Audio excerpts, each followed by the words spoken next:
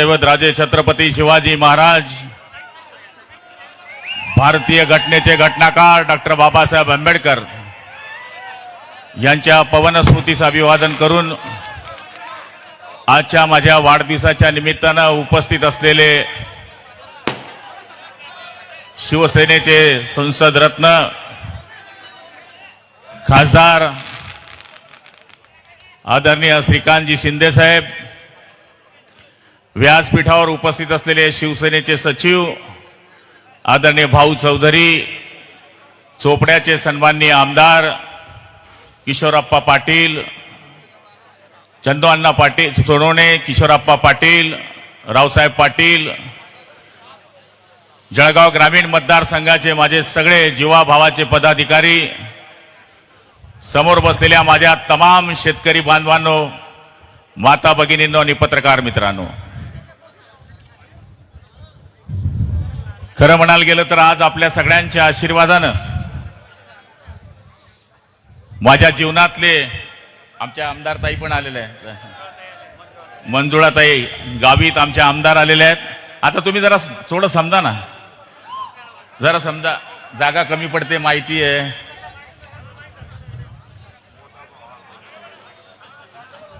शिंदे साहेब, माझी ही 30 वर्षाची परंपरा आहे. मी दर वाढदिवसाला एक सभा घेतो. पहिले मी एक ओट्यावर सभा घ्यायचो, 550 लोक राहायचे.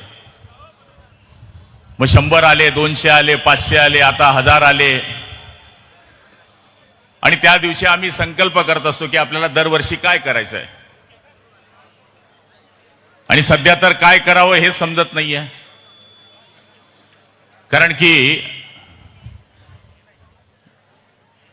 कमी पाऊस पडेल अशा पद्धतीचं चित्र या महाराष्ट्रामध्ये निर्माण झालंय. अल निनोचा प्रभाव येईल अशा पद्धतीचं वातावरण तयार झालंय. त्यामुळे आम्ही या वर्षी संकल्प केला की जळगाव ग्रामीण मतदारसंघामध्ये जे 460 किलोमीटरचे नाले आहेत ते 100% CSR मधून आम्ही त्याचं काम सुरू केलेलं आहे. आणि त्याचा पहिला टप्पा 40 किलोमीटरचा मी आज पूर्ण केलेला आहे.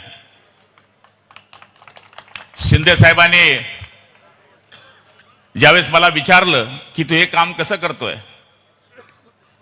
म्हणलं साहेब, देणाऱ्याचे हात 1000 आहे तुमच्या आशीर्वादामुळे, आणि त्याच आशीर्वादाने मी हे काम करतोय. आज मला ही सभा घेत असताना खूप आनंद वाटतोय. जेव्हा आम्ही 40 लोक आणि 10 अपक्ष गुवाहाटी गेले होते, काय झाडी, काय डोंगर, त्यावेळेस इथेच शिंदे साहेबांची सभा झाली होती मुख्यमंत्री झाल्यावर. आणि आज त्या गोष्टीचा आनंद आहे. जरी आज शिंदे साहेब या कार्यक्रमाला उपस्थित नसले तरी त्यांचा दुपारी मला फोन आला आणि त्यावेळेस मी त्यांना बोललो की आदरणीय श्रीकांत भाऊ माझ्या वाढदिवसाला येत आहेत. साहेब, मी एक फकीर माणूस होतो, पान ठेला चालवणारा माणूस होतो, या गावाचा गुलाब होतो. या गावाच्या गुलाबराव करण्याचं काम जर कोणी केलं असेल तर हिंदुहृदय सम्राट बाळासाहेब ठाकरेंनी ते केलेलं आहे.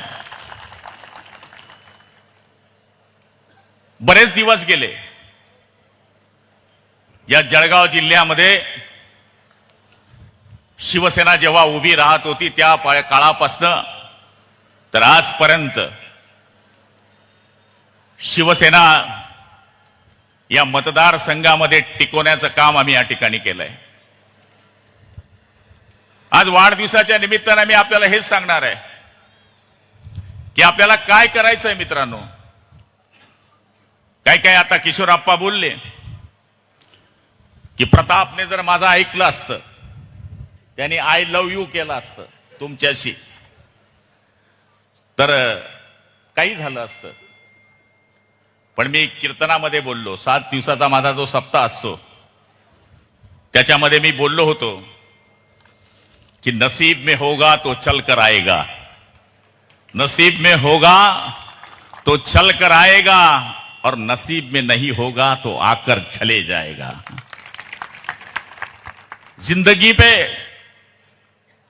इतना सीरियस ना लेना जिंदगी को, एक न एक दिन तुझे यहां से जाना होगा। जिंदगी इतनी अच्छी होती तो हम रोते रोते नहीं आते, और जिंदगी इतनी खराब होती तो हम जाते जाते लोगों को रुलाकर नहीं जाते।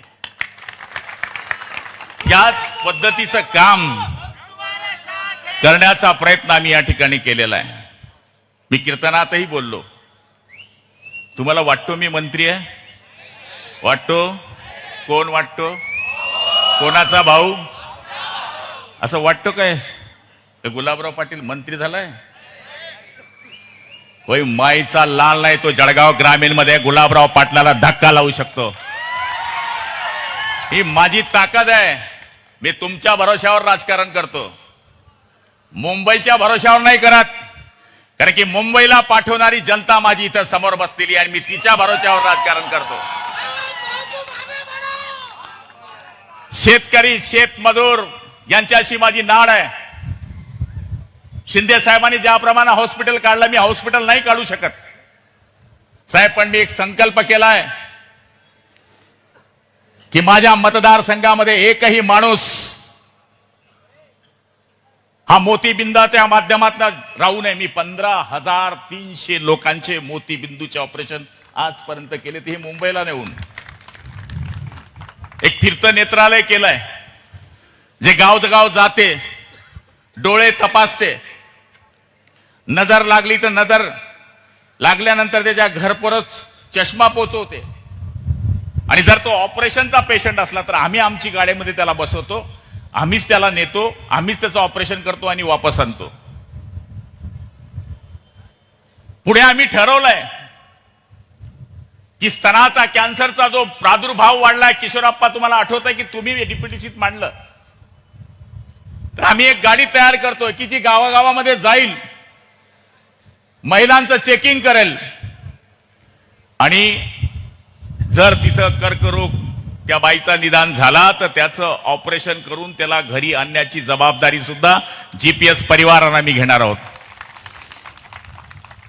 सध्या राजकारण वाचायला चांगलं आहे, एवढे पत्रकार कधीच येत नाही माझ्या सभेला, पण ते आज आलेले आहेत की गुलाबराव पाटील काय बोलणार, विधान परिषद मध्ये बंडखोरी झाली त्याचं काय होणार। मेरा बॉस बैठा है बंबई में, ठाणे में, वो बोलेगा वही होगा, बाकी कुछ नहीं होगा।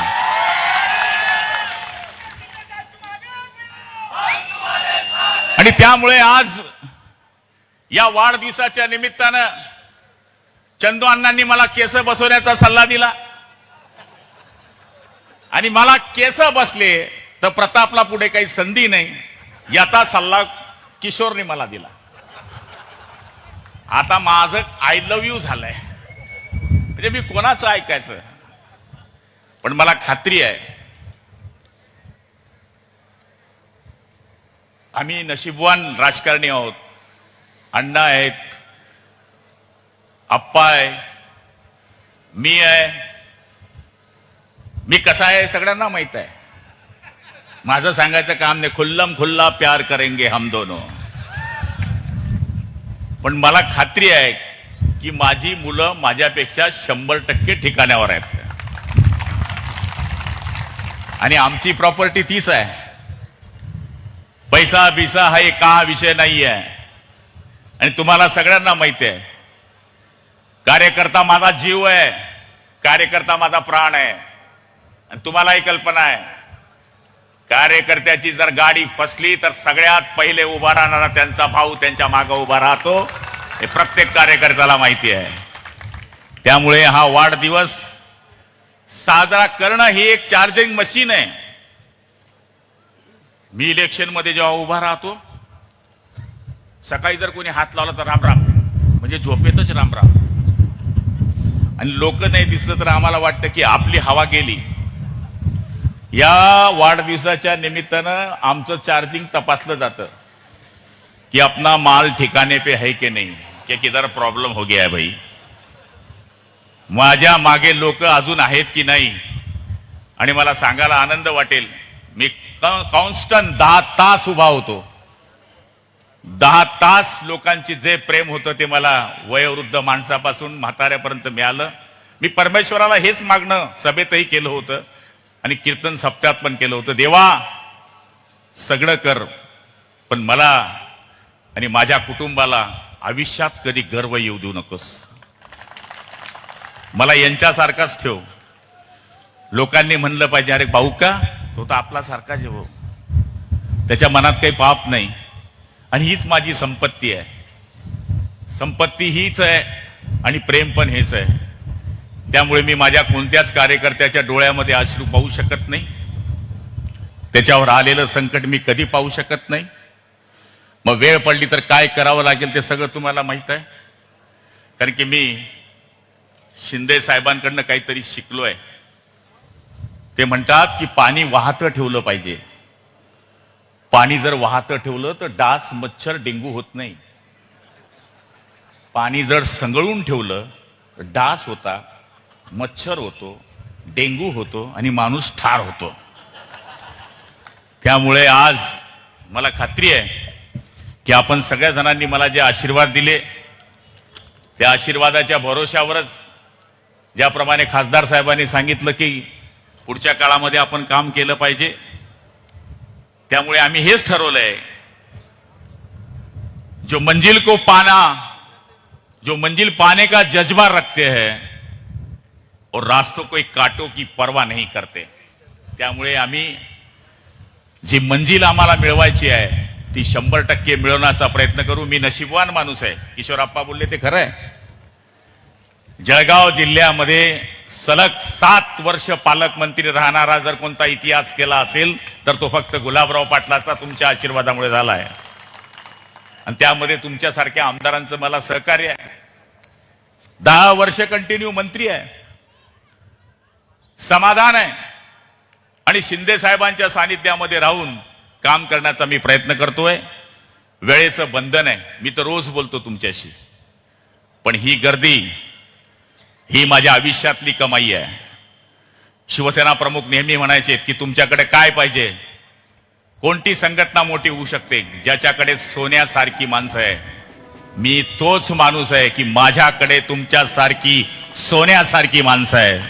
त्यामुळे गुलाबराव पाटलांचं हे वैभव आहे. मी स्वतःला कधी आयुष्यात मोठा समजू शकत नाही आणि समजत नाही.